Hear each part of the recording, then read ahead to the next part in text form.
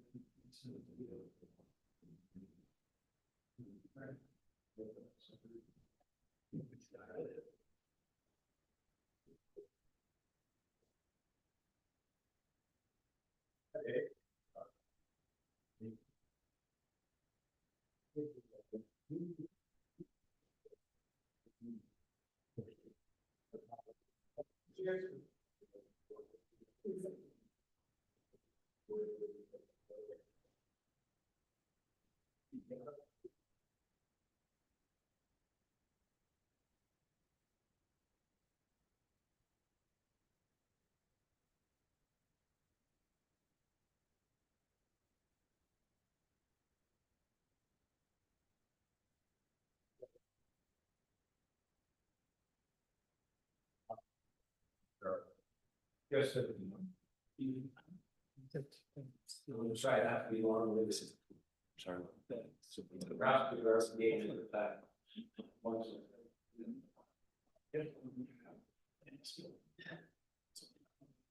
Sheriff, call off the search team, the prosecutors here.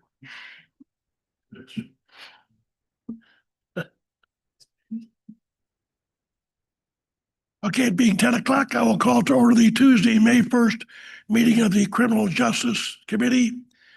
Before we get into any business, I would ask for a moment of silence in remembrance of the Dick Germond, longtime serving Lenawee County Sheriff and Lenawee County member.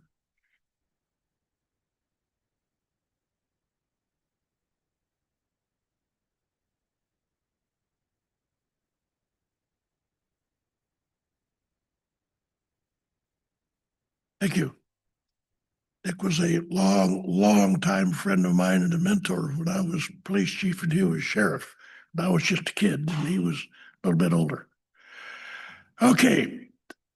That first on the agenda after called order is the approval of minutes. I assume the members have had a copy of the minutes of the previous meeting. If so, I'll entertain a motion to approve. Motion to approve. Support. Moved and supported. Is there any discussion? Hearing none, all those in favor say aye. Aye. Finance reports. Your project income statement is in your packet and it is year to date through April 17th. You can see that we have 3 different projects that have received various either revenues or expenditures, leaving us with a cash balance in Fund 236 of $125,000. I will try to answer any questions you may have. Questions of the finance report? Hearing none, we'll move down to the sheriff's report. Buckle your seatbelts. Good morning. I do have quite a bit. I apologize. Well, I don't apologize. It's part of doing business. So, first of all, in front of you is our contracts. Every year, the sheriff's office renews contracts with our partnering agencies, and so you have quite a few contracts in front of you. Next on the proposal is a addendum for jail inmate health care through Vital Core, and that is also a request when we get to that. I did bring my captain in case there's any questions he may be able to help answer. Next is a request also for the flock safety system. And when we get into that action request form, I can give you a little bit more details. I'm sure that everybody is aware of the flock system, and I can kind of expound on that when we get into the action request form. And lastly,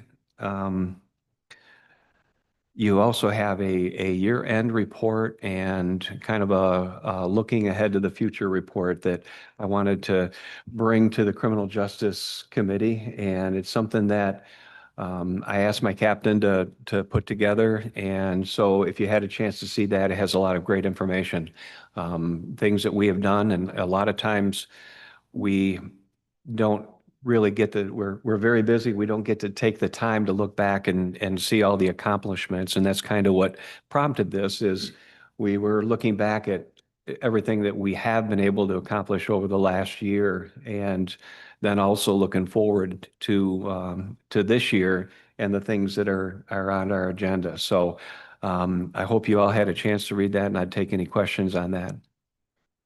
Okay, first, let's get through the sheriff's report. Are there any questions on the report submitted from the sheriff and from the captain for the corrections?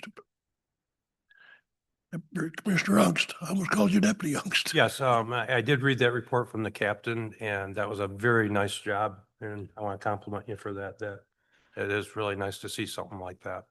Excellent, thank you. Yeah, he put a lot into it, and the other good part about it is that he shared all of that with our staff, because not only for us trying to project things in the future, but it's also great for our staff to look at it, and because they're the ones that accomplished a lot of that as well. We could not do that without our hardworking staff, and it's kind of kudos to them as well.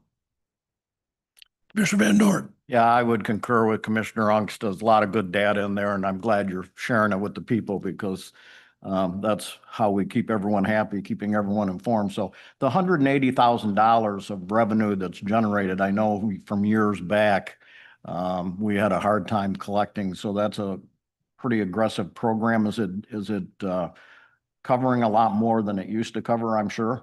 I'm sorry, which one is that? The revenue coming in from the inmates says 180,000 you generated.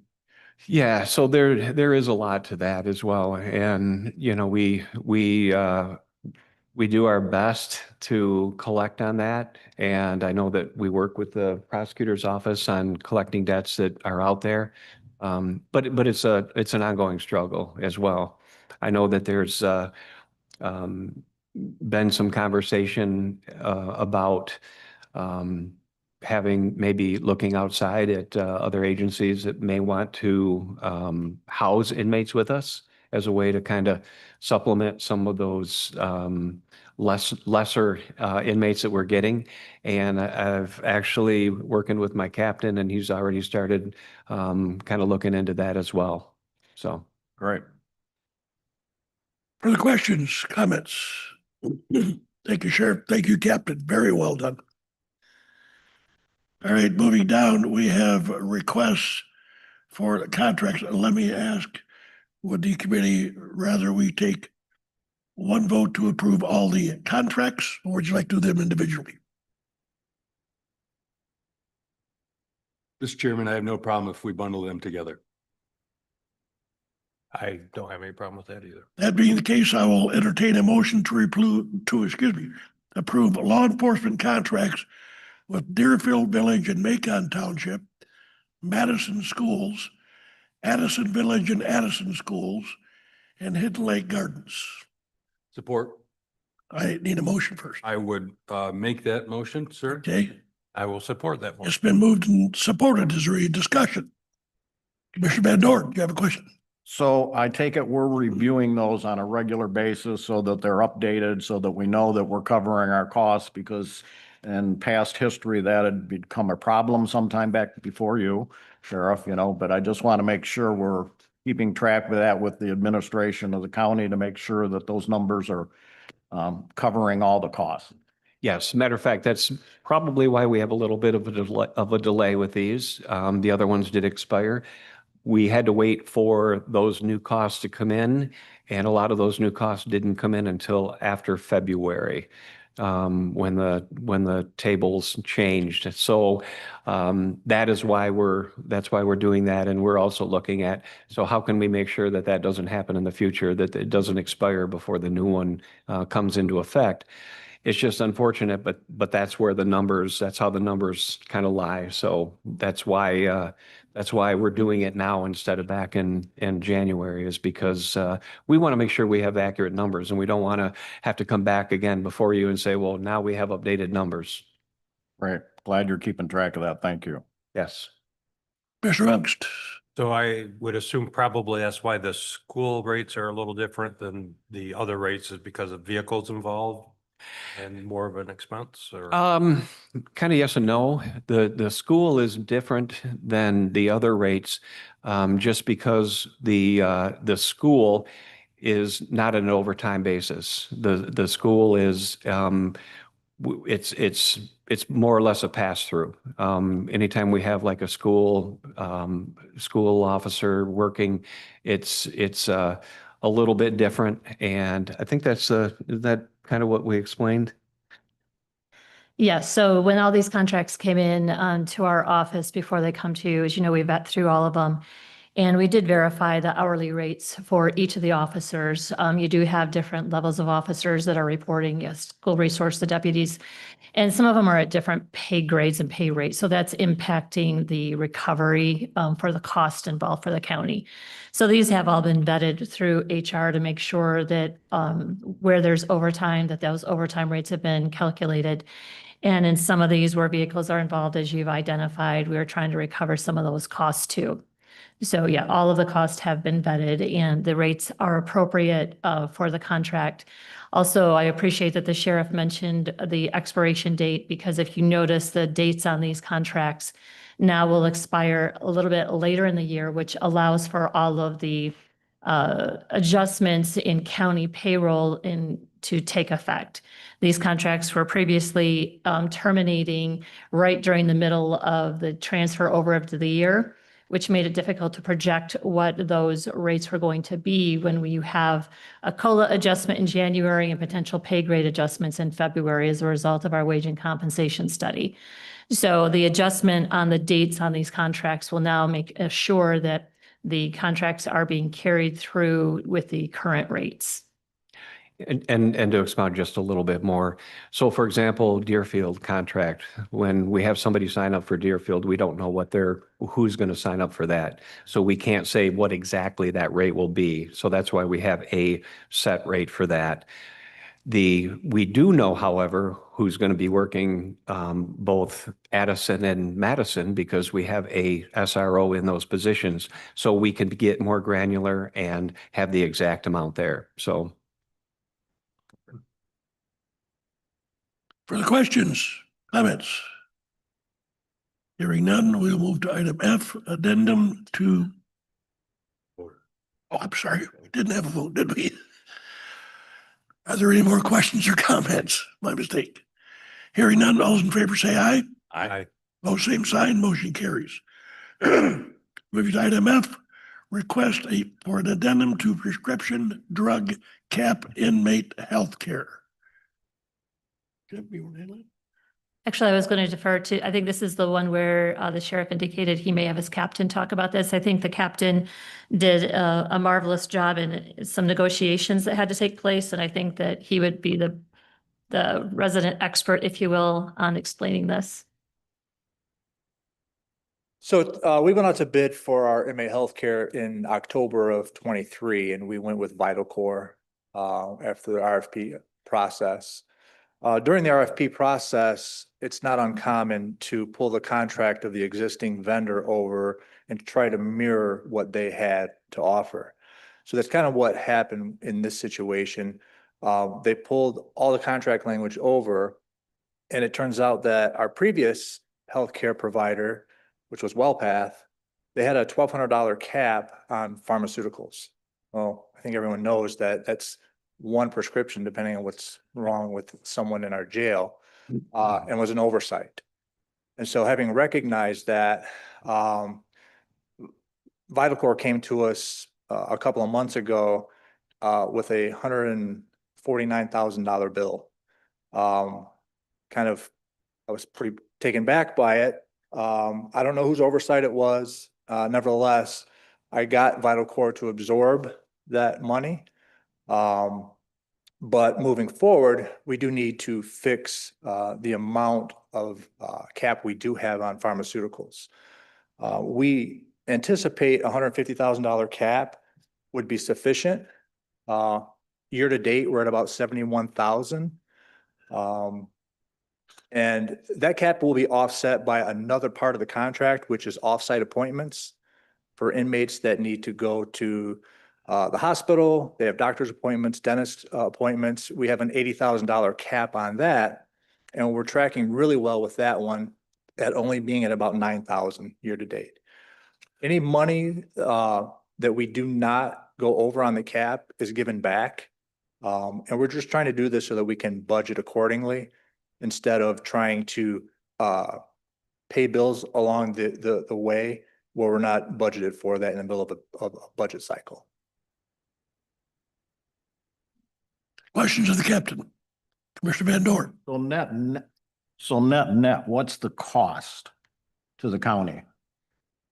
The cost to the county, we'll have to pay it one way or the other. Because inmates come to jail and they're sick and we need to take care of them and give them their medications. And so rather than being billed as inmates come in, we try to project how much it may cost annually.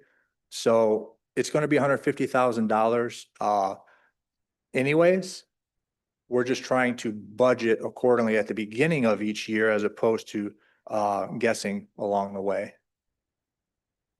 Okay, so refresh my memory about the conversation here about the $80,000 that we only spent 9 for. So that'll partially cover Yes. part of the 100. Okay, that. Yes. Yeah. Any monies we get back from offsite will take care of anything that we go over on the pharmacy side.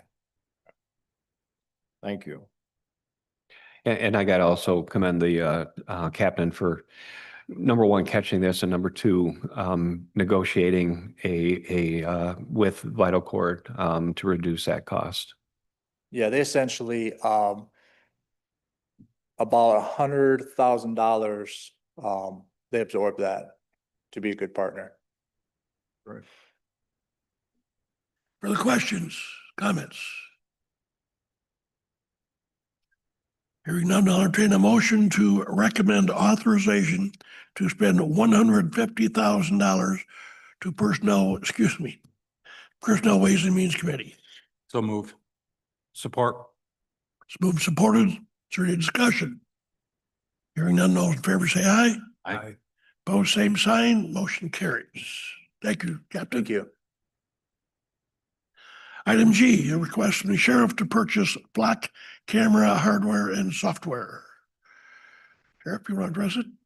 Yes. So for those who are not familiar with Flock, Flock is a camera system that is used as an investigative tool by law enforcement. It's used probably throughout the country. And what it does is it gives us the ability to, in real time, track suspect vehicles. If, for example, someone's involved in a serious crime, maybe a kidnapping, homicide, et cetera, as they travel about, the Flock cameras and their system takes a photograph of a vehicle and a license plate, and that information is then put into the Flock system. So when we're looking for individuals that may be suspects in a crime, we have access or would have access to this system to, again, it's an investigative tool to attempt to locate where that suspect may be. So currently we're not part of the Flock system. Originally, law enforcement was given access to it even if you did not have cameras, and that has since changed. So in order to access that Flock system, you have to have cameras on the system. There are approximately 16 other counties in Michigan, and that's growing, that do have the Flock system. There are quite a few agencies locally that have the Flock system, including Adrian City Police. And our request is to get onto that system and be able to access it for the same purposes that others do.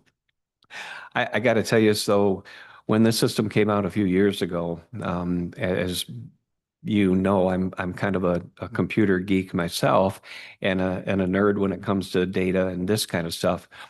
And I was a little bit skeptical, to be honest, because I wanted to make sure that the Flock system did what it's supposed to do. I wanted to make sure that there was no issues either with confidentiality, with kind of big brother oversight. I want to make sure that this system was something that was used in a way that was not abused, and it was used for solving crimes. And so I've kind of sat back and watched this system. And if you see the news, then you probably heard other stories as well. And what I've seen over the last few years is there's in what I've seen is there's really no abuse of the system. This system is not, I've seen no horror stories, nothing that has said that the system is being used for anything but solving crimes and putting people in jail and making sure that victims get resolution. We don't have any data from other agencies as far as how many crimes they've solved doing this, et cetera. But I can tell you from personal knowledge, we've had situations where it's assisted us with locating a dangerous subject that was later found in Jackson County, and that's how that suspect vehicle was located, was with the flock system. And that person ended up in a gunfight with Jackson County Sheriff, and the city. So there's also been a situation in our neighboring county where there was a homicide and the suspect was located using the flock system. So it has become a very good tool for making sure that the crimes are being solved. And we would make sure to have a very good policy. We've already have a draft policy in place, but to make sure that there is oversight on it, to make sure that it is being used for for crimes and that it's not abused. Any questions? I'd be happy to answer them. Mr. August? So how many cameras are there total? I see that you were planning on Macon Ridgeway and Palmyra Township. Correct. So how many, is that just 3 cameras? 7, Okay. going one way and coming the other. So you put the cameras on the roadway. They're fixed on the roadway. You can see them if you leave Adrian here and look on the west side of the road, you'll see one right there at the bridge. The cameras are affixed on kind of major thoroughfares in your county.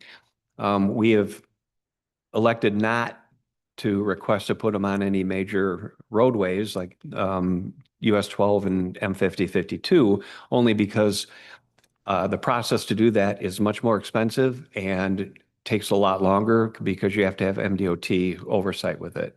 So we kind of wanted to start small, but again, that gets us on the system. That gets us so that we can access pretty much any camera that we need to access in the country. And I also wanted to point out that this camera does not run plates on vehicles. It does not have access to LEAN, being Law Enforcement Information Network, or NCIC, the national database. It does not have that. What it does have is the ability that if we are looking for someone, for example, in situations in the past, we could then create a hot sheet where we enter the information in the system, whether it's vehicle description or plate, and then that system will alert us if that vehicle is seen and where, and it does it in real time. So you can do just a description? Correct. All right, that was one of my other questions. So the contract, it covers the 7 cameras that you're talking about. Yes. And that looks like it's a repeat of $25,250. Yeah, there's some startup costs in the beginning. That's why Right. it's 29, and then yearly it's 25. Right. So what's the future plan? Would there be more cameras added, and how does the contract cover that? Because it's going to be more of a cost. Correct. It's, I believe, $3,000 each time you add a camera. And that cost would go up if we did expand the network on it. We're starting out slow because we want to make sure that, we have policies in place. We want to make sure that it's being used the way it should be used, and we want to make sure that we're also getting into the system. This also assists our other partners. This assists Adrian City, where they don't have cameras on some of these major roads that are thoroughfares out in and out of the county. So they would be able to access the same information that we are. So if there's something that happens in Adrian City and they're checking cameras, they'd be able to utilize the cameras that we put up as well. So, okay, so would there have been an opportunity to work with Adrian PD? Could we have went off their system and expanded on that, you know, like a collaboration, or do we have to be separate? Well, it's in a perfect world, you could have the county be an entity, the entire county. I know where you're going with that, but that's not how Flock works. They work with each individual police agency. It would be nice if we could say, okay, this would be a county thing and utilize a little bit of economies of scale. No, it's each agency. Columbia Township's on it, Napoleon Township's on it, Adrian City, and I believe Madison, if they're not on it, I believe they're heading that direction too. So if an agency like Blissfield had something going on in their village, we would still be able to work with them with something like this, correct? But Correct, yeah. they just- If they had something going on in their village that was a crime that was worthy of accessing Flock, they would be using our detectives anyway, more than likely, or the state police, who also is part of the Flock system. So it would benefit Blissfield if they had something going on. It would benefit Hudson, you name it. Commissioner Van Dorn. Couple questions. Sure. Is 236-301-905, the criminal justice allocation, is that kind of like a contingency? Is that fund a contingency? Yeah. No, So, that fund is one that had, I just did the report on it earlier. That's the finance report for the And that's the one- projects that are funded through here. I did ask the sheriff originally when I got this request last week, where that funding was coming from, and he is suggesting that it come from that particular fund under the cameras project division. Checking with finance, they do have funding there for the first 2 years. We would see what that looks like going forward. so we put that money in there and then the projects that come up that he needs criminal justice. And there's revenue that is generated through some of those that help refund it. Okay, thank Mhm. you. Okay, that's number one. Where are the nearest cameras on like US 12 or 223? Do you know? I do not know where the nearest cameras are. Jackson County. Is it Jackson Is it County? Jackson? Further questions? I just have a comment. So on these flat cameras, back in February 2023, we had a homicide in the city of Adrian. And the only description we had it was a drive-by shooting. The suspect vehicle was a dark Jeep. Okay, imagine how many dark Jeeps we have in Lenawee County, right? But somebody was able to identify that the gas cap was missing from this vehicle. And based on that, Flock was able to track down this vehicle and follow it to Detroit. And based on that, we were able to locate a license plate, the suspect, and based on that, we were able to do other search warrants that they were in fact the people, and we got convictions based on those. So I do fully support the Flock, and we were able to recover, law enforcement was able to recover a stolen vehicle a couple months ago based on the Flock cameras, because this vehicle, once it was reported stolen and placed in lien, they caught this vehicle going by the same camera multiple times, so they knew it was in that area. So I do fully support that. Further questions? Well, I did some significant research in this system. The City of Adrian Police Department has the system. So I went and talked with the chief and the deputy chief who administrates the program and has since they got it. Effectively, east of the Mississippi, from Michigan to Florida, there are 29,000 of these cameras in existence. So the City of Adrian has access to each and every one of those cameras. as long as you partner with the agency, and that simply takes logistics time, you have access to their cameras. They have had a situation where something occurred in Adrian, not a homicide, but an event, and they created a hot sheet, if you would, as the sheriff referred to, that's entering the license plate or description into the clock system. And they received a call, I believe, from Indianapolis. That vehicle just went through our town. Got a call later, it just went through again. Later, it's been here 3 times. We're assuming it's around here somewhere, and they eventually found it. So it works locating these vehicles, at least currently, from virtually the northern tip to the southern tip east of the Mississippi. It's I believe, an excellent program. I asked if there were any drawbacks. I asked both the chief as an administrator, the deputy chief as the administrator of the program, if there were any drawbacks or any problems they encountered with it. Both mentioned, as the sheriff did initially, there was this big concern about Big Brother, about intrusion into the average life of John Doe with these systems. So mind you, as the sheriff indicated, I think I just said, it doesn't read license plates and start sending messages that Dustin Krasny has been through the 4 corners 6 times in the last 2 days. It won't tell you that. I don't know why you were there, but it won't say that. What it will say is if an individual commits a crime and it's entered into flock via license number and it goes through the 4 corners, that'll automatically create a response to the Adrian system that the car you're looking for just went through the 4 corners at 2:36 p.m. on this date.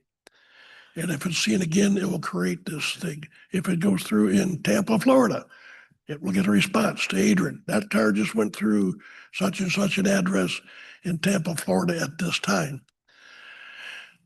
One of the things that the deputy chief brought up, I thought rather interesting, and if I'd have put my old police chief hat on, would have thought about it. He said, think of it this way.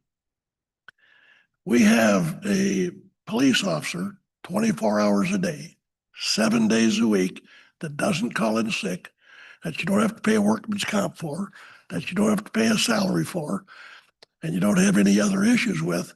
He is there 24 hours a day, 7 days a week, recording license plates. Not everyone that passes by, but anyone we request from it would automatically come in. And it costs us, well, Adrian has 10 cameras, I believe. It cost us X dollars a year, which is way less than the cost of 1 patrol officer. And that's kind of an interesting way to look at it. We are enhancing the force at minimal cost. Now, as an individual who spent most of my adult life in law enforcement, I think it's an awesome program. As to the administration of it, that's up to the sheriff. That's how he handles it. But Adrian PD is totally sold on it. Absolutely totally sold. Had some slight discussion with Jackson County. They are sold on it. I have not called any other agencies, but it's been well received everywhere I've looked. And, you know, having a missing person or an abducted child, et cetera, you know, that's where this system would shine. That's where this system would really help, is locating, you know, a Alzheimer's patient that the family, they drove off and they don't know where they're at. It's not just catching bad guys, it's also catching good people that having a bad day. We want to make sure that, you know, we utilize it again in the right way. So Adrian did cite that specific one. They located a couple of missing persons people, one with Alzheimer's, who was driving a vehicle, and they located it via the flock system. And we get BOLs, be on the lookouts for things like that all the time. For the questions, Mr. Ungst. I'm convinced that this is a great system, a great tool and everything. I just want to make sure that we are good on the financials on this, because it kind of seems like it came up in the middle of a budget year. We're going to be okay with the budget. Maybe that's a Kim question, but That's right now, the sheriff is indicating that this would come from his criminal justice allocation. And that's where I'd indicated earlier that we've got about $55,000 in the next 2 years that'll come from this particular fund. And then we're going to have to take a look at what that looks like going down the road. I don't know if this will be transferred to another service contract line item or something else, but for at least the next 2 years, that criminal justice allocation will be able to absorb those costs. Okay, and then you said adding the cameras is $3,000. So the contract price is the contract price, and then it's just an additional, because I'm sure you're probably going to want to put more cameras up. There's other roadways and areas that, I mean. Yeah, so it'll be 3,000 per camera, the more we add on. And that's a one-time cost, or is it adding 3,000 per year? So Camera. it'll go up that it's a subscription. If you're familiar, everything's a subscription nowadays. And this is no different. So I anticipate that not only is it 3,000 to add the camera, but it's going to add it Sure. every year Yeah, that you. I am familiar with how those work. Yes. So yeah, it's gonna, we'll have to budget for that and plan for that. For the questions, comments? Hearing none, we have a request to recommend to approve implementation of flock LPR for $29,800 from criminal justice allocation to personnel ways and means. Do I have a motion? I'll make a motion to move forward with that. Support. It's been moved and supported. Is there any discussion? Hearing none, I'm sorry. I just want to make, I know it says 29,800. That's only for the first year, and we're approving a contract, which is implementation plus a year. So actually, if you look at the contract document, what we're asking for is, I believe, $55,050, I believe is what that is. Sorry. That's, Yes. We'll need to amend the motion to that effect. yes. Support. It's been moved and supported. Is there any discussion? Hearing none, those in favor say aye. Aye. Oh, same sign. Motion carries. Thank you. Moving down to the prosecuting attorney's report. Should have my report in front of you. Rochelle's been working hard with Carpel and other counties on the victims' rights issue we had, and it appears that we've fixed that issue. Anybody have any questions? Questions of the prosecutor? Just nudge me. Just not a question, but this goes to some of the questions that were earlier. If you look under the economic crimes and diversion unit portion of the report, you will see under about midway through, there's a spot there for jail recovery. Yes. And you can see what the recovery costs have been that the prosecutor's office has been able to obtain for those jail collections that were questioned earlier. Yes. Yes, thank you. So Bob is still working on the jail recovery fees, and we are working with Mr. Gluli's office on anything that's moving forward where we have new lawsuits against clients of yours. Is that? So, but yes, he's still working on recovering those fees. Questions of the prosecutor? Comments? Great report. Thank you. Thank you. Hearing none, we'll move down to the public defender's office.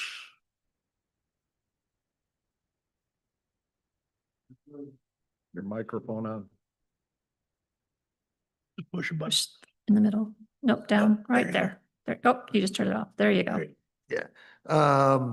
Not much has changed since the last time we were here. The only thing that I would indicate is the MIDC, which funds most of our office, or a good portion of it, is in the process of getting us to cut down. And I think the statewide, they're going to cut down. They've put a lot of money into this over the, what is it, the first 5 or 6 years we've had it, and they're now in the process of probably cutting that down.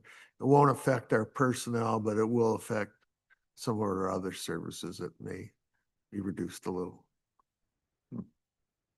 Questions of the public defender? Comments? Thank you, sir. Hearing none, we will move to emergency management. I'm sorry. Under the Public Defender's Office. Under the Public Defender's Office, we do have a request. We'll be all right. That is for professional liability insurance. As most of you know, MMRMA, we discovered last year, does not cover liability insurance for our public defenders. And so we had to purchase a separate policy for that last year. That policy has come up for renewal. In looking at that, we did end up getting a couple different bids through our third-party administrator. And the recommendation right now is to recommend to Personnel Ways and Means to accept and sign the James River Insurance quote in the amount of $17,157.95 and bind the county for professional liability insurance for the Public Defender's Office. Now, I will indicate that this does take care of both the criminal side of the house, which you just heard is the MIDC side of the house, and the family side, which is the child protection, legal representation side of the house. For the majority of this cost, it will be covered under MIDC in the current budget that we have with MIDC. So we'll receive a 100% reimbursement back for those costs. And for the CPLR, we will receive a 25% reimbursement back, meaning in the end, the general fund is going to have to cover about $2,339.73, which was budgeted for this year. So the 17,175.96 is inclusive of the 2,300? Yes, that is the total amount of the policy. Questions? Hearing none, we have a request to recommend to the Personnel Ways and Means accept and sign the James River Insurance quote in the amount of $17,157.95 and bind the county for professional liability insurance for the Public Defender's Office. Do I have a motion? I will make a motion to accept the James River for the 17,100 and what was it, $157. $57.95. 95 cents. And I would support that motion. Moved and supported. Is there any discussion? Hearing none, those in favor say aye. Aye. Opposed, same sign. Motion carries. You have a question? Yeah, I apologize. I want to go back to this mandated service from the state of Michigan and the Public Defender's Office. So I completely understand it. And for the people out there in radio land, understand it as we move forward if we have to make some cuts. So originally, the state came to us and says, you're going to have a Public Defender's Office, and gave us X amount of money and told us what we needed to do. That's correct. And did they tell us at that time that it would be reduced in the future? We kind of had an inkling that it would at some point. I mean, State of Michigan. they kept increasing it. And we knew at some point they were gonna ask us to cut that down. So we've kind of had some built-in areas where we can reduce without harming our personnel at all. And that's good with the personnel, but some of the other services that as we move forward, knowing that the state mandated that we do this, are we gonna have to provide funding for that out of our budget, or we're just gonna have reductions? I don't think so. I think the county's contribution never increases if I'm understanding it right. So, I'm sorry, you finished? Pardon me? More further question? No. Are these state mandates? Reduction would come from this part that the state sends to us. Yeah. The state mandates that you say may be in reduction, they are, excuse me, the programs you said that may be in reduction, these are state mandates that these programs? Yeah, yes. Okay. So the reduction in state funding reduces the mandates, or are we No, it just doesn't- reducing? It doesn't reduce the mandates. It's asking us though to cut down in some areas, which we can do. Like, for instance, we have a conflict budget, I think it was 300,000. And we reversed that, we've cut that down, but we've never used the 300,000. We've always had money left over from the MIDC budget at the end of the year. So it's effectively a clawback then? Yeah. What hasn't been used? Yeah, it's money that. But But, and it is a clawback, but I understand they're monitoring this and seeing that we're not using the funds. So they're just bringing the money back because the counties aren't using the funds. So it's not, okay. That's a little better. Thank you. Further questions, comments? You're done. We'll now move to emergency management. I supplied my report. I'll just highlight one part of it. We've been working with Norfolk Southern, and we're pretty confident that in April or May of 2026, we will be able to get their prop train here in the county to do training with our hazmat team and our tech rescue team. If we get it, it'll be here for 3 days.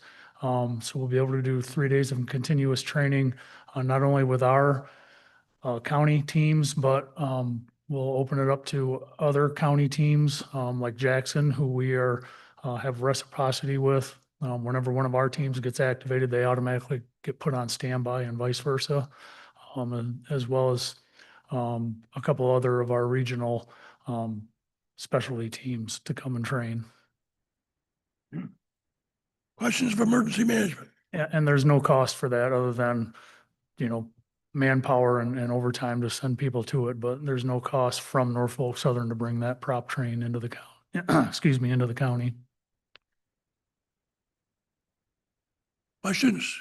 Commissioner Krasny. Thanks, Craig, for you and your team's work. I got a busy month this month, leading into next month in the NASCAR race. So thanks for your work on that. Thank you. Further questions, comments? Hearing none, we'll go to the medical examiner. Hello.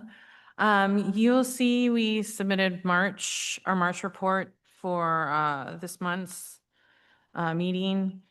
Lenawee County and Hillsdale County combined, January through March, had 104 medical examiner investigations with 37 autopsies out of that number.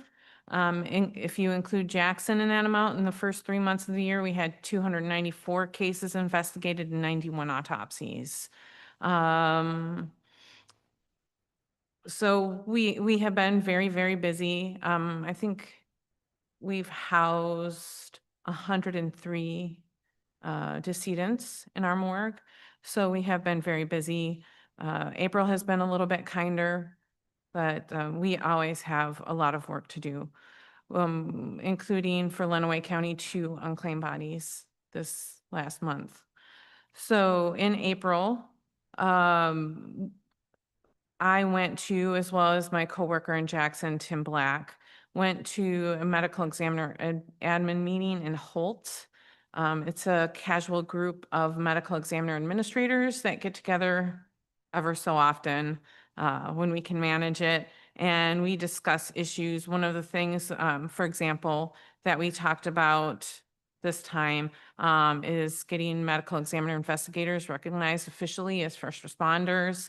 That's something as a group we are working on, just as example. So it's a really positive group to be part of, and we always work off of each other. And if we have questions, we email each other as well, or problems that we're trying to solve. We work with each other. These include medical examiners' offices from Oakland, Macomb, Wayne, WMed, which is many counties in Western Michigan, Lansing, are the majority of the people that attend this meeting. Another thing, our office, I attended, as well as Sherry Hanna, attended the career fair at Addison High School. And that was at the very beginning of April. We go and we represent fields of science, medicine, and forensic science. So that's always kind of fun. And we represent medical examiner things there as well. We have a new medical examiner investigator that we have hired. Her name is Dawn Robinson. She is actually a Hanover Horton EMT, but she's positioned so she can quite readily drop down into Hillsdale County. She's going to do a great job for us. I know she's going off training already this month. So she's on our schedule already covering in May. kind of Jackson information, just I want you guys to be aware of. We have ordered 2 new carts. We are in possession of them now. They were made for us by a company in Jackson County named Lomar. They're fabricators and metal people. But they came to our morgue, they looked at our current carts, did measuring, and they designed functional autopsy carts for us. Our hopes there is it's a better quality cart that will last us longer, and it was approximately the same price as where we would have previously purchased them from. That's good. Yeah, and we are also rearranging our office space up in Jackson to try to fit in another workstation. Currently, with the amount of work that we have to do, we don't have enough space up there, so we are moving a cabinet, getting a new desk, and making an additional workspace for a casual employee to come in and help us at busy times. We already have the computer, so that's easy. Also, in the future, I don't have dates, I don't have times, but I just wanted to put it out there. We need to redo the floor in the autopsy suite, which means I will not have an autopsy suite for at the very least 4 days. Probably 4 to 6 days would be more likely, depending. If you've never been up there, it's a cement style floor with what do you call it, epoxy covering type surface. So that will take time. So during that time, I will not be able to do autopsies at our facility, have autopsies done there. So I'm already talking with Oakland County. And the reason I'm talking with Oakland County is because that's where our doctors also work, our forensic pathologists. So it makes sense to have bodies sent there. The reason I bring that up is if we have to do autopsies during that time, bodies will have to be transported to Oakland, and it will cost more. It will cost approximately $3,000 per autopsy, and then transport would be additional cost. Wow. We will not lose our cooler during this time, so we can still store people, but it's just solely the autopsy suite floor. So I wanted you to be aware that that is a future issue that we are facing. Yes. And for those of you that aren't familiar, it's important when Sarah brings up the things that are going on in Jackson. It's not just informational, but the things that impact that facility do impact us financially. We have a rental agreement with Jackson to utilize the morgue, and so any of those improvements end up being some shared cost back to the county and impact us in our rental rates. So that's one of the reasons that she is updating you and letting you know about some of the changes that are happening in the morgue. So I just wanted that for clarification. Yes, thank you. Mr. Van Dorn. And carrying on with that, we're still looking at regionalizing that, correct? We're working on that process. We are working on a process, correct. I don't know what that looks like right now. There's been a number of changes, so we've kind of stepped back a little bit. I had a Zoom meeting with representatives from Hillsdale a couple weeks ago. We have another one set up for later this month. I met with Sarah yesterday to talk out some pros and cons of what things look like moving forward. So yes, we are having a discussion. I'll be most likely meeting with the Jackson County Administrator and Deputy at the Administrators Conference a little bit later this month, and using that as an opportunity to maybe vet out some new ideas that have come forward. So yeah, we are still working on that process. And then for Sarah, we have 2 Lenawee County unclaimed bodies. Yes, one has been with us in Jackson, and then the other was basically an abandoned body at a funeral home that we had to step in and help with.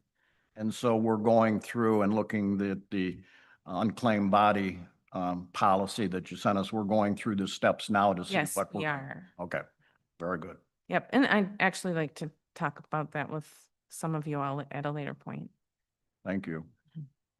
And that's all I have, unless there's additional questions. Questions of medical examiner? Thank you. Hearing none, we will move to the courts.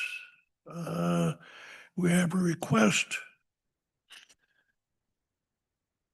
to to recommend Lenawee County Friend of the Court enter into a revised contract with MGT in the amount of $5,200, the Personnel Ways and Means Committee. Would you like to address that? Yes, thank you. David McFarland, Lenawee County Friend of the Court Director. So MGT helps the Lenawee County Friend of the Court by keeping track of our 4D services. That's important because those 4D services are costs that can be reimbursed by the state of Michigan through the Michigan Department of Health and Human Services. So keeping track of how much time is spent on 4D services is important so we can make sure that we get a proper reimbursement. Typically, this contract with MGT simply renews on a yearly basis. So what's different this year is that there's been an increase in the contract. The basis for that increase in the contract is due to software upgrade, postage, as we all know is rising, in addition, paper. Those are the reasons why this contract needs to go up so that they can still provide these services. The last time we had any request from MGT for a price increase was when we first contracted their services. That would be back in 2016. So since then, there's been no increases whatsoever. The additional amount it will cost the county once we get our reimbursements is $633.36. For that additional funding, we can continue to constantly track our 4D work and be properly reimbursed. Thank you.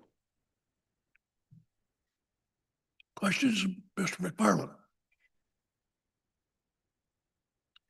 Hearing none, we have a request to recommend Lenawee County Friend of the Court enter into a revised contract with MGT in the amount of $5,200 to the Personnel Ways and Means Committee. Do I have a motion? So moved. Second. This moved and second. Is there any discussion? Hearing none, all those in favor say aye. Aye. Opposed, same sign. Motion carries. Thank you. Thank you. I see nobody here from Murray Spear Campus. Are there any updates or other business to be brought to this committee? Any updates or other business to be brought to this committee? Sheriff. Real quick, I just want to let everybody know that our booking is done, our renovations, and open a invitation for any commissioner who would like to tour our booking after it was completed. Please get with myself or the captain, and we'd be happy to set that up for you. Beautiful. Mr. Chairman, you missed item B, Carly Zilke with Law Day. Yes, well, I am.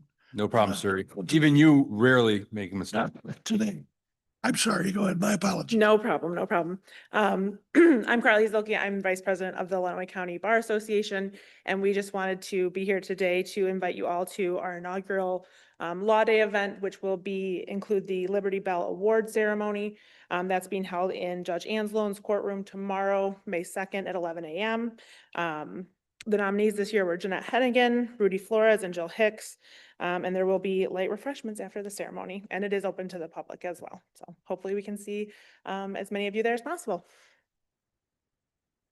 Mr. Van Dorn. I apologize. I would be there to support that. I have a meeting in Lansing, so we have some other commissioners that'll be there to support it, though. Congratulations on your first, this is the first one, right? Yes, this is the inaugural one. So we are excited about getting this started. It is something that local bar associations across the state do, and we're excited to start ours here. Great. Pass on my apologies, but. Of course.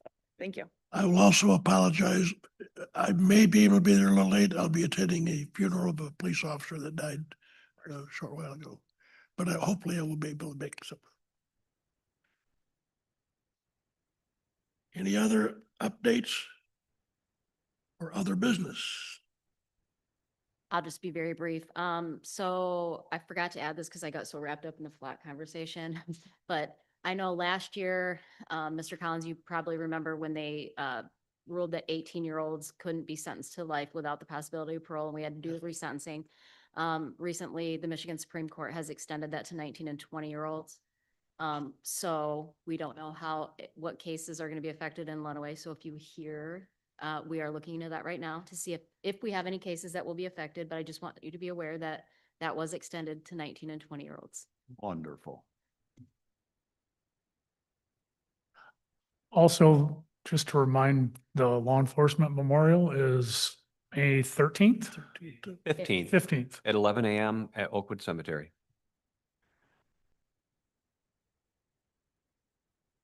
Any other business?